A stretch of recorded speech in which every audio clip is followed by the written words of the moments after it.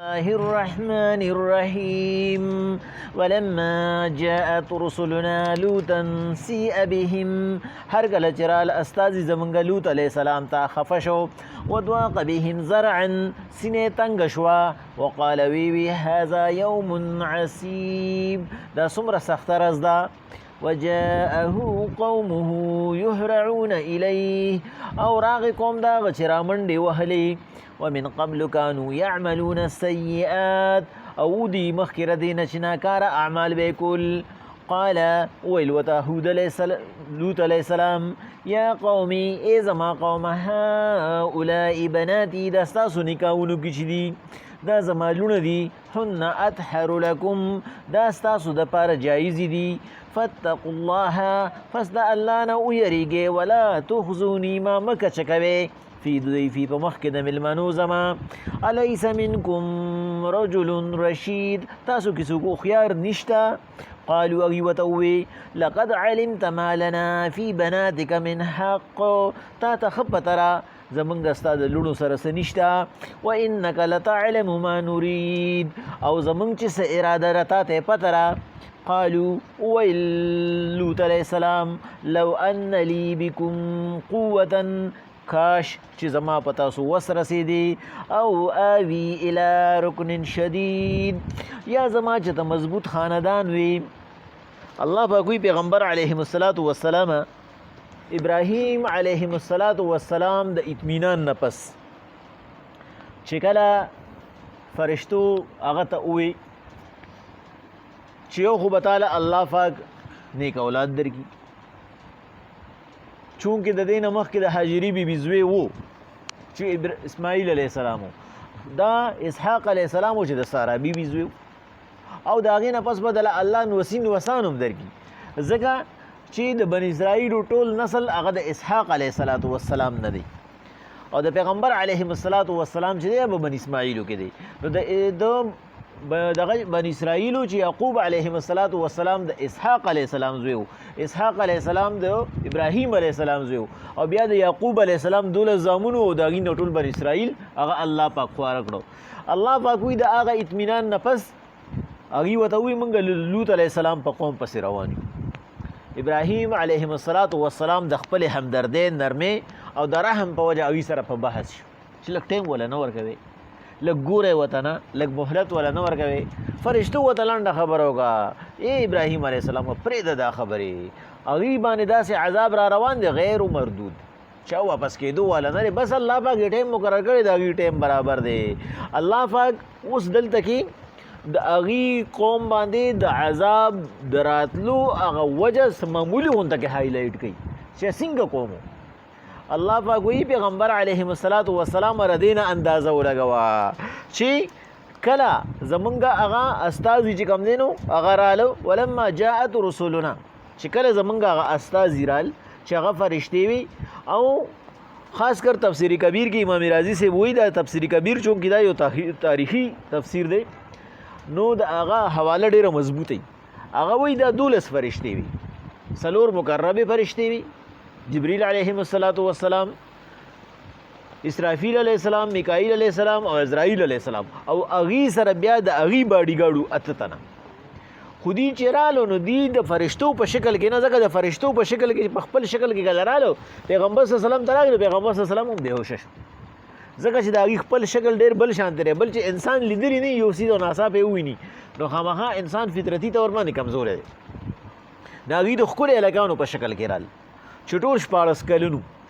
او دا غي د قوم ډیر ناکاره اعمالو چې مونږ بار بار ویلي دي او آینده لپاره په تفصیل باندې رام شي خاص کر سوره حجر کې براشي چې هغه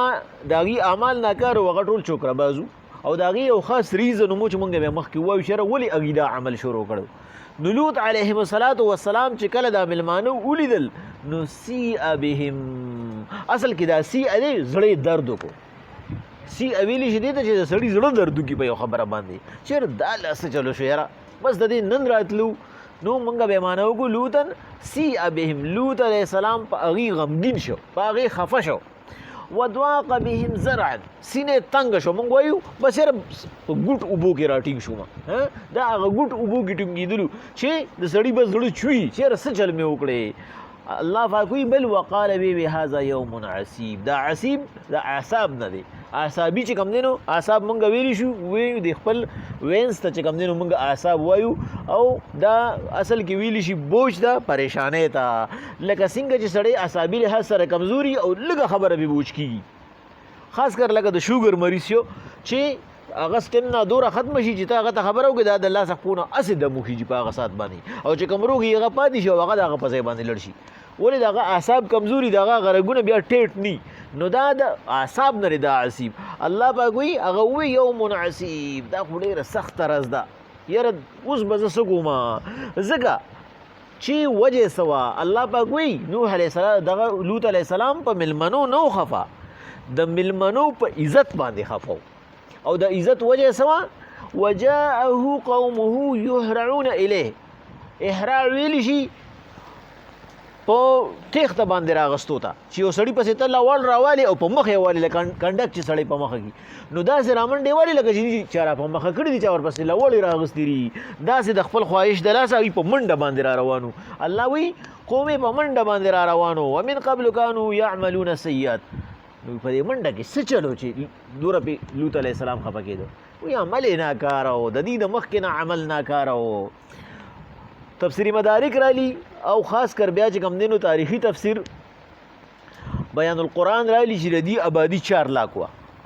دی په 5 ښارونو کې اوسېدو او د دې آبادي 4 لاک وه، او د اوسني اسرائیل چې کوم دی نو سی عیسی په دې کې وه، سی عیسی په اردن کې وه، ځکه چې ډیټ سی چې کوم اوس دی بحر میت چې ورته وایي، بحر قلزم ورته م وایي، هغه چې کوم دی نو او بعضې خلک وایي بحر محیط ورته م وایي، هغه اوس هم په اسرائیلو کې دی، او د هغې اوس هم چې کوم دی نه هغې کې فاسفورس دومره سیوا دي چې هغه اوس هم سړی نه ډوبوي، هغې ته چې سوکرټوب کې د اوبو د پاسه ګرځي، دومره زیات هغې کې هغه زهر اوس هم شته، او په هغې کې اوس هم ساه لرونکي مخلوق هم نه اوسېږي چې هغه مایع شو یا چندخ شو هغه پکې هم نشي ټینګېدی. او پیغمبر علیه السلام چې کله جنګ تبوک لته، نو دا تبوک د سعودي اخیری سرحد دی، بیا د شام علاقه شروع کیږي، نو دغه ځای کې پیغمبر علیه السلام صحابه هغې لګیسار شو او هغې اوړه واغږل، وی پیغمبر صلی الله علیه وسلم چې راغی چېرې دي اوړه غږي، پیغمبر صلی الله علیه وسلم دا اوړه د خپل اسونو ته واړوي او د دې ځای نه په تیښته وځي، یي ورته وي حضور ولې، ورته وي وځئ بیا به راته ووایم چې ووته، ورته وي دا هغه علاقه ده چې دلته کې په لوط علیه السلام په قوم باندې عذاب راغلی او دا د عذاب هغه اوبه دي. نو اوس هم چې هلته کې اثار قدیمه والی ځي هغه اوس هم کنډارات دي، هغه نه آبادي، اوس هم د هغې صرف اوټلې موټلې دي پکې، او هلته کې چې اوس هم هغې کودایي کوي نو هم په حق د هغې هغه حالات او د هغې هغه شکلونه او د هغې هغه اوس هم چې کوم ډانچې روځي هغه هم په حق حالت کې دي چې په کم حالت کې په هغې عذاب راغلی او اکثر هغه د لیدو حالت نه دی چې په کم حالت کې په هغې باندې عذاب راغلی. الله پاک ورته دومره زیات غوسه و، الله پاک وی پیغمبر علیه السلام ناکاره عمل و. په دې وجه ابن عباس رضی الله تعالی عنه وی که چېرې په قرآن مجید کې دا خبره نه وي راغلی چېرې نارینه د نارینه نه خپل خواهش پوره کولی شي، زما به تصور هم نه و راغلی. دا داسې یو قبیح کار دی او دا داسې الله پاک ته یو انتهایی د الله د غوسه کولو او د غضبناک کولو کار دی چې که چېرې په قرآن کې دا نه وي راغلی زما به تصور هم نه وي راغلی چېرې داسې کار کیدی شي. الله پاک وی پیغمبر علیه السلام قال لوط علیه السلام ورته ووی یا قوم هؤلاء بناتي، دا ستاسو په نکاح کې چې دي په دې کې 2 معنی دي، دواړه یې کوو، دا ستاسو په نکاح کې چې دي دا زما لوڼه دي، ځکه چې پیغمبر چې نو هغه روحاني پلاري، ځکه چې الله په قرآن مجید کې وایي د پیغمبر چې بیبیانې دي نو هغه ستاسو چې کوم دي میندې دي، امهات المؤمنین دي. نو په دې وجه باندې یو خو دا معنی چې کوم دی نو عامو تفاسیرو کړې ده چې هغه ورته ووایي ستاسو دا ښځې چې دي زما لوڼه دي، نو که تاسو خواهش پوره کول غواړئ د دې نه پوره کې. دویم ورته دا ووایي چې یاره دا زما د لوط علیه السلام وایي 3 لوڼه وي، نو هغه ورته وایي چې یاره زما دا 3 لوڼه چې دي نو که تاسو چې کوم دی نو تاسو ډېر زیات بې صبره یې نو زه به د دې نکاحونه تاسو سره وکړم، خو دا تاسو چې څه کوئ دا ګورې ناروا دي، ناجایز دي، دا شی مه کوئ. فاتقوا الله، د الله نه ویریږئ، ولا تخزوني فی ضیفي. اخزون یا تخزون دا راځي د کچه کېدو دپاره چې سړی ملامت شي، ما ملامته کوئ، ګوره دا زما مېلمانه دي، یو سړی اسیم په خپل عزت خپه کېږي خو چې د هغه مېلمه د هغه دوست ته څوک نقصان رسوي نه هغه په هغې باندې زیات اورلي وایي دی ما له راغلی دی او دا خو ته ما ته نقصان رسوي ودوي ولا تخزوني فی ضیفی ما خپلو مېلمنو ته مه کچه کوې زما د مېلمانه به څه وي دا چې موږ کوم ځای ته راغلي یو او دا موږ په چا باندې اوړېدلي یو الیس منکم رجل رشید په تاسو کې څوک هوښیار نشته چې زما خبره واوري څوک عقل والا پکې نشته څوک انسان پکې نشته قالو هغوی ورته ووایي لقد علمت ما لنا فی بناتک من حق ای لوط علیه السلام ولې ځان ناشنا کې تا ته ښه پته را زمونږ ستا د لوڼو سره څه کار دی یعنې زمونږ د ښځو سره څه کار دی مونږ ښځې نه دي په کار و انک لتعلم ما نرید زمونږ د ارادو نه هم ته خبرې چې مونږ په څه اراده راغلی نو ولې زمونږ مخې مخې ته کېږي مونږ خپل کار ته پرېږده یعنې مقصد دا دی چې که ته خپل عزت غواړې نو مونږ خپل کار ته پرېږده مونږ به خپل کار وکړو ځو به دنه قال لوط علیه السلام وی لو ان لی بکم قوة کاش چې زما په تاسو وس رسېدی او آوي الى رکن شدید یا زما یو مضبوط خاندان وي الله پاک اکثر په قرآن مجید کې دا یو خبره پکې کوو نو خبره ختمو الله اکثر وایي چې الله لره پاکي ده د اولاد نه الله پاک اکثر چې کوي خبره کوي د خپل ذات په باره کې نو وي الله لره پاکي ده د اولاد نه نو د بعضې انسان په ذهن باندې دا خبره درنه پریوزي چې یاره دا پاکي چې الله وایي نو مقصد دا دی دا اولاد ناپاکه سیز دی دا اولاد نقصانی سیز دی دا اولاد ښه سیز نه دی نو چې ښه سیز نه دی نو خو الله پیدا کړی دی نو الله دې مخلوق له ولې ورکو چې د ځان دپاره یې نه خوښوي چې الله پاک هر ځای کې وایي چې الله لره پاکي ده د اولاد نه تاسو الله له اولاد جوړوئ الله لره پاکي ده مفسرین وایي خاص کر تفسیر مظهری کې چې کوم دی نو ثناء الله فانی فتوی صاحب لیکلي دي چې د درې وجو نه الله پاک دا خبره کوي په دې کې درې وجې دي یو وجه د دې دا چې اولاد څوک غواړي نو د نوم دپاره یې غواړي چې یاره بله ورځ به یو کس وایي یاره دا د پلانکي نوسۍ دی دی نوسۍ ده دا د پلانکي خاندان دی دی زوی دی دی دارې دی دارې دی پلانکي دی ډینګړی دی نو د ده نوم به پاتې شي یعنې دی فاني دی اولاد چې څوک غواړي هغه فاني دی نو په دې اولاد باندې هغه خپل نوم پاتې کول غواړي الله لا فانی دی الله ته ضرورت نشته الله وایي که مخلوق یو کني زه یم الحی القیوم د مخکې نه وم او یم به دویم اولاد خلق غواړي د عزت دپاره دلته کې لوط علیه السلام د څه خبره کوي د خاندان خبره کوي چې ای کاش چې او آوي الی رکن شدید زما یو مضبوط خاندان وي بعضې وخت کې سړی ښه نی بنده اخلاقي لحاظ سره هم خرابي لیکن خلق په لاس نشي رسول مړوي لوی خاندانې دی هر څوک ورسره د دنیا خلق یې دی نو د خلکو په وجه د هغه عزت جوړي بعضې وخت کې د هغه د اخلاقي لحاظ سره ښي او خلک ولا هغه سټیټس ته نشي کتی خلک ورته نقصان رسول غواړي خو مړم بلا شي لړ کړی دی یار د دې نه به څوک ځان خلاصي نو د انسان چې دویم هغه چې اولاد غواړي د دې لپاره غواړي چې خپل عزت جوړ کړي